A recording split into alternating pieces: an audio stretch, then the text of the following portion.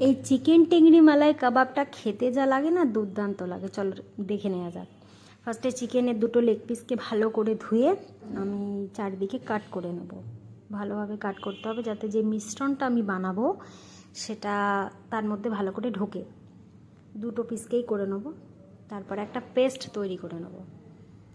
ধনে পাতা দেবো, তারপরে একটু আদা বাটা, রসুন বাটা, এগুলো তোমরা ডুমো ডুমো করে কেটেও দিতে পারো যেহেতু তুমি মিক্সার গ্রাইন্ডারে দিচ্ছ। তারপরে কাঁচা লঙ্কা, টক দই ভালো করে দিয়ে একটা মিহি পেস্ট রেডি করে নেব। দিয়ে সেই পেস্টটাকে চিকেনের মধ্যে ভালো করে দিয়ে দেবো। তারপরে আরও কিছু মশলা দেবো। পাতিলেবুর রস দেবো, অর্ধেকটা পাতিলেবুর রস দেবে।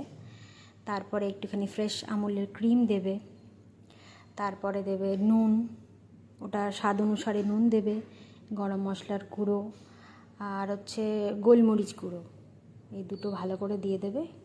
আর হচ্ছে কাস্তুরি মেথিটা একটুখানি ড্রাই রোস্ট করে হাতে ভালো করে ম্যাশ করে ওটার মধ্যে দিয়ে দেবে। আর একটু সাদা তেল দেবে। এই রান্নাতে আর কোনো তেল ব্যবহার করবো না, শুধু অল্প একটুখানি তেল দেবো। দিয়ে ভালো করে আমি ওটাকে ম্যারিনেট করে নেবো। ভালো করে মাখিয়ে নেবে যাতে মশলাগুলো চিকেনের ওই যে জায়গাগুলো কাট দিয়েছিলাম সেই জায়গাগুলোতে ঢুকে যায়। তারপরে মিনিমাম আমি 2 থেকে 4 ঘন্টার জন্য ফ্রিজারে ওটা ম্যারিনেট হতে রেখে দেবো। ঠিক 2 ঘন্টা পর এই 4 ঘন্টা পর বের করে আমি সেটাকে এয়ার ফ্রায়ারে করব।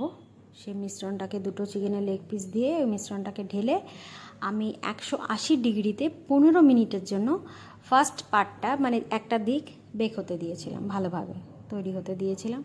ঠিক 15 মিনিট পর হয়ে যাওয়ার পর দেখো কত সুন্দর কালারটা এসেছে। দিয়ে আমি আরেকটা পাশ উল্টে নেব। দেখো উল্টে নিয়ে আমি আবার ওটাকে সেম 15 মিনিটের জন্য 180 ডিগ্রিতে টেম্পারেচারে আমি রেখে দেবো।